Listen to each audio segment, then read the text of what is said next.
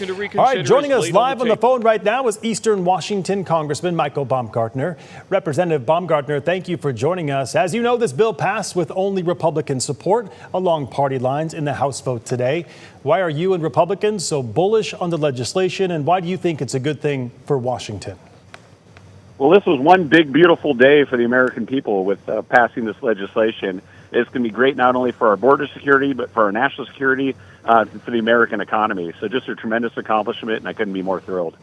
Hey, the Congressional Budget Office, as you know, estimates this bill will add $3.4 trillion to the federal deficit over the next 10 years. Are you concerned about that at all?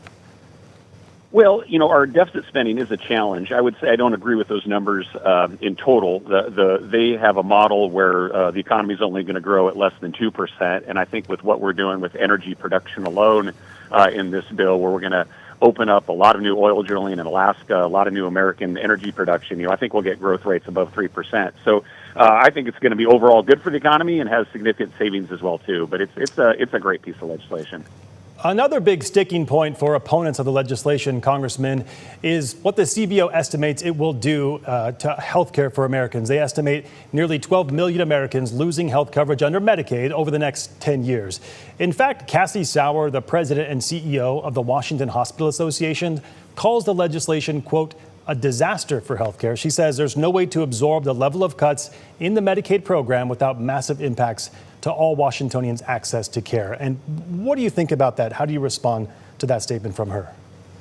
Well, there's a lot of alarmism and hyperbole there. I mean, look, Medicaid is a federal matching program to the states. So the states can decide to do whatever they want to with their health care spending. But what the federal government's not going to do anymore is not going to pay for illegal immigrants to be on health care as they are in Washington state. And it's not going to pay for able-bodied workers who could get off the couch and be in the labor force, and they're not going to be paid for as well. You know, what's challenging the hospital in Washington state is a lot of things that have happened in Olympia, like nursing mandates and other high tax rates that they've imposed upon hospitals. So Washington state does have a challenge, but the big, beautiful bill includes a $50 billion fund to help rural hospitals.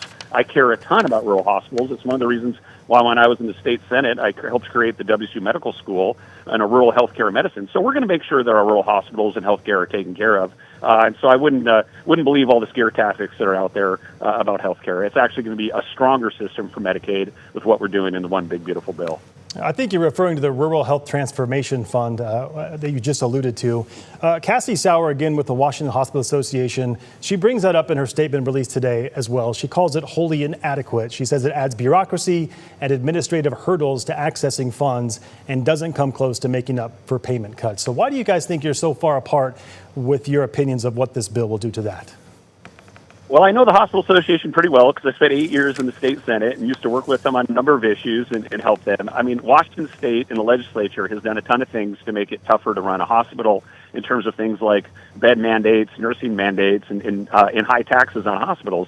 But the fact of the matter is, it's unfair to the American people to try to subsidize bad policy in Washington State with respect to illegal immigrants being on health care and able-bodied adults being on health care because of what Washington State is doing to hospitals. So we are going to help protect rural hospitals. I'm dedicated to that, in part with this $50 billion fund, and we're going to do other things to help hospitals.